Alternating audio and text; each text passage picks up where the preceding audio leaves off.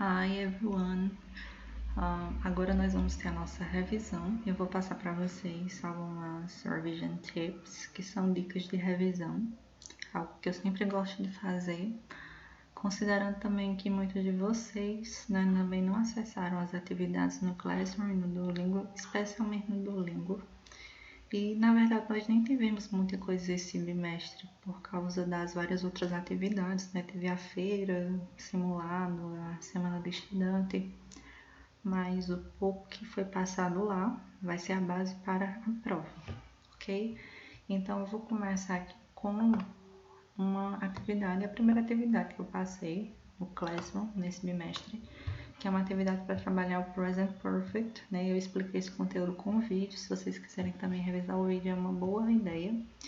Mas o Present Perfect, né? Apesar de ser um tempo muito comum em inglês, e assim, aparentemente pra gente parece ser uma coisa tão difícil, mas não é assim. Quando você compreende a parte gramática, é muito fácil, porque são regras e você aprendendo a regra você consegue usar muito bem.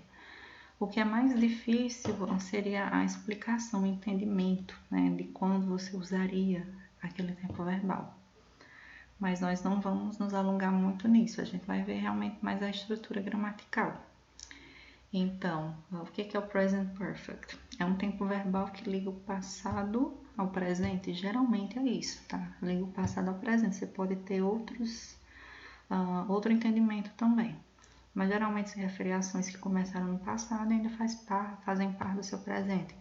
Por exemplo, quando você diz que você está estudando para uma prova. Eu estou estudando para a prova, porque a prova ainda não aconteceu, ou seja, eu comecei a estudar em algum momento do passado, mas ela não aconteceu, então eu ainda estou estudando.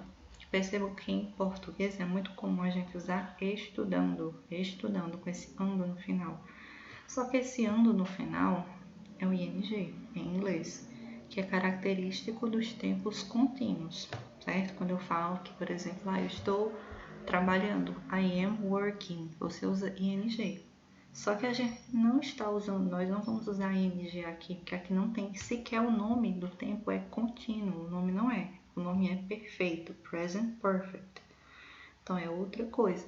Ou seja, é como que a gente pensa de um jeito em português, né? Por isso que eu falo que a questão do uso em si é que é um pouquinho mais difícil. Se a gente tivesse que pensar em português, eu vou passar essa frase agora para o inglês. É comum que a gente tente colocar o ing aqui, porque a gente fala, eu estou estudando para a prova, porque a gente tem alguns vícios mesmo no português, né? Porque não é o mais adequado, já que às vezes você não está estudando no momento da fala.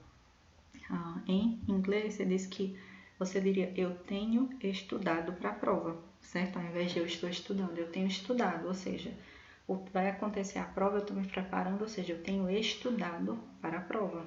Eu tenho lido esse livro, eu comecei a ler, eu não terminei, ou seja, eu tenho lido o livro, ok? Então, sempre vai ter o verbo ter, né? Eu vou dizer que eu tenho lido, que eles têm estudado, certo? Que ela tem treinado. Então, qual é a característica básica do Present Perfect? Ter o verbo ter, certo? Ter, o verbo ter na sua estrutura e ter um verbo que termina em ado, reduído. Percebam, ela tem estudado, eu tenho me preparado, eu tenho trabalhado, eu tenho lido. Então, todo verbo termina com ado, reduído em português. Como é esse ado, reduído em inglês? Quando nós falamos de verbos regulares, essa finalização ocorre com o uso do ed, certo? Então, nada de ing, ed. Até porque o ing, você teria que usar ele com o verbo to be, am, is e are. Aqui não vai entrar, nós vamos usar o verbo have, certo? Que tem duas formas, has e have. Has e have, ok? E um verbo com ed no final. Então, por exemplo, aqui nós temos a frase they, temos o verbo study entre parênteses, porque nós vamos usá-lo agora, hard for the exam. Então, eles, aí tem o verbo estudar, muito duro para o exame. Eles estudaram muito, né? Estudaram para o exame. Então, a gente vai colocar que eles têm estudado muito para o exame. Então, deixa eu tirar esses espaços aqui. Percebam que eu coloquei 2 espaços também. certo? Tem 2 espaços que a configuração está mostrando, justamente porque são 2 palavras. A primeira vai ser have ou has. Quando é que eu uso have? Todas as vezes, com exceção da terceira pessoa do singular. Pense assim, eu uso sempre o have. Quando é que eu não uso? Quando o sujeito é he, she ou it. Terceira pessoa do singular, por exemplo, aqui nós temos he. Ou quando tem um nome de pessoa, Joanne. Joanne é a mesma coisa de she, ela, em inglês, né? Agora, se eu tenho they, se eu tenho, né, que é ele, se eu tenho eu, se eu tenho você, se eu tenho nós, eu uso have, certo? Então, aqui vai ser have, they have. Vou pegar o verbo estudar e vou colocar na terceira pessoa do singular, que vai ficar studied. Studied. They have studied hard for the exam. Eles têm estudado duro para o exame. Eles têm estudado muito para o exame. Vou colocar aqui mais um exemplo. Vou colocar com he. Terceira pessoa. Eu já não vou usar mais o have, eu vou usar o has. He has. E aí o verbo é o verbo live. Vai ficar lived. Lived. Certo? Só acrescentar o ed. Aí tem aquelas regrazinhas básicas, mas até com a prova de marcar, vocês não têm muito que se preocupar com esses detalhes de ter que escrever, lembrar, né? Porque a resposta já vai estar lá, ok? Então, o verbo termina em ed, nem sempre você acrescenta o ed, né? Se o verbo tem e, por exemplo, você só acrescenta o d, mas são detalhes, tá? Eu não sei se vocês ficaram com dúvida, porque aqui tem alguns exemplos onde a primeira palavra não é o sujeito, né? Você teve uma sentença todinha antes, aí depois que apareceu o sujeito. O sujeito é quem está antes do espaço, então aqui é o I. Então, I have. É porque esse tempo verbal, às vezes, para que a frase tenha lógica, aí tem que ter um contexto anterior, tá? Então, não vou adentrar nisso, mas você considera o sujeito isso aqui, eu, certo? I. E aí, teve uma segunda questão que eu coloquei que era quase igual. Qual era a diferença dela? Era que você tinha que ir na lista de verbos irregulares do seu livro, ou então usar uma lista que eu enviei para vocês também em PDF, para colocar a resposta aqui sobre o verbo. Por quê? Porque os verbos aqui são irregulares. O que isso significa? Significa o seguinte, que eu vou fazer a mesma coisa, eu vou usar have ou has. O sujeito aqui é she, certo? She. Então, vai ser she, como é terceira pessoa, vai ficar has, she has. E aí, o que eu vou fazer? Eu vou pegar o verbo find, né? Eu vou colocar ed. Tá correto? Não, não tá correto. Eu acabei de dizer que esses verbos aqui, eles são o quê? Eles são irregulares. Se eles são irregulares, eles não podem seguir a regra. Qual é a regra? Ed. Se eu digo que todo verbo regular vai terminar em ed, isso é uma regra. Então, aquilo que foge da regra é o irregular. Logo eu não posso usar o ed aqui. Então, como eu não tenho como saber, né, eu iria lá no livro e procuraria a resposta e lá encontraria que era found, certo? Também é algo que vocês não vão ter que se preocupar. Se for cobrado, vai ser de um jeito que faça sentido, tá? Na prova. Você tem que lembrar, né, já que vocês não têm como pesquisar, não tem como saber como é que é o verbo irregular, já que não tem uma regra, né? Ele varia bastante. O que você tem que guardar na sua cabeça aqui, você vai usar o verbo, que o present perfect é quando você usa has ou have, que é o verbo ter, mais um verbo no particípio. O que é um verbo no particípio? É quando ele termina em a do, é do, i em português.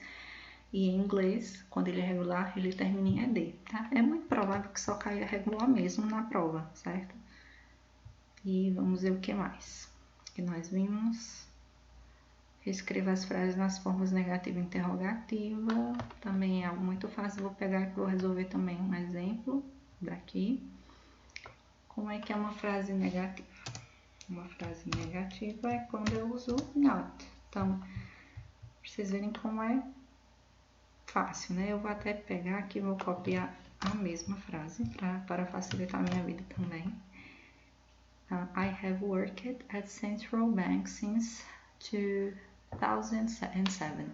Eu tenho trabalhado no Banco Central desde 2007. Agora eu vou dizer que eu não tenho. Eu vou colocar o not depois do have, certo? Então ele vai vir aqui, ó, have not. O que eu acrescentei nessa frase? Vou voltar aqui.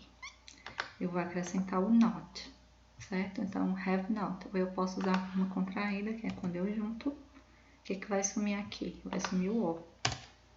E coloco o apóstrofo. Haven't. Ok? Eu acho mais fácil porque aí você não confunde se o not é antes ou depois, quando você guarda a forma contraída. Então, o que foi que mudou de uma frase para outra? Eu troquei o have por haven't. Ou então, eu posso colocar o not depois do have, certo? Então, eu não tenho trabalhado no banco, tal e tal. Como é que é a frase interrogativa? Vocês lembram que toda frase interrogativa em inglês, ela tem alguma coisa no começo, né? Um auxiliar. O auxiliar aqui, no caso, vai ser o have. Então, o que eu vou fazer é só mudar de lugar. Por exemplo, o have vem para o início e o I fica depois, né? Vou colocar aqui uma letra maiúscula e interrogação no final. Então, veja só o que foi que mudou. Aqui mudou a ordem, né? Do I have ficou have I e aqui a interrogação no final. Então, vai ser a mesma coisa para as outras sentenças, inclusive aquelas que são de terceira pessoa, que usam has, mesma coisa, né? A forma negativa do has é hasn't, então fica he hasn't. Termina a frase. Como é que vai transformar na forma negativa, na forma interrogativa? É só, vamos lá, é só inverter. O has virar para o início e o he para depois, e aí você termina a frase. Né? E aí, como é uma frase interrogativa, interrogação no final. Termina a frase, tá? Só que eu tô fazendo assim para ser mais rápido. E é isso, foi o que tivemos de conteúdo. E aí tem mais um detalhe que, né, para quem tiver acessado o Duolingo, uma das sessões que eu coloquei para vocês trabalharem, ela tinha o tema horas, só que ela trabalhava também outras coisas, como os dias da semana. Então, por isso, os dias da semana também podem cair na prova, certo? Então, assim, é bem simples. Vocês vão ter que simplesmente tentar lembrar, né? Criar alguma técnica aí para tentar lembrar esses dias da semana, days of the week, né? Que são Monday, Tuesday, Wednesday, Thursday, Friday, Saturday, Sunday. Então, tentem lembrar, né? Não tem nem o que explicar aqui, é simplesmente vocabulário, é uma coisa que você tenta incorporar. Então, eu passei justamente no Duolingo porque é meio complicado você decorar mecanicamente. É mais fácil quando você trabalha alguma coisa, num jogo, num exercício. Então, a ideia de trabalhar no Duolingo era essa, tá? Mas se você não fez, você ainda pode tentar fazer assim de uma forma, né, mais mecânica mesmo. Porque pode cair na prova, certo, pessoal? E aí, para essa semana de atividade, eu peço a vocês que usem o Chat Plus. Se vocês podem escolher 2 exercícios para resolver, certo?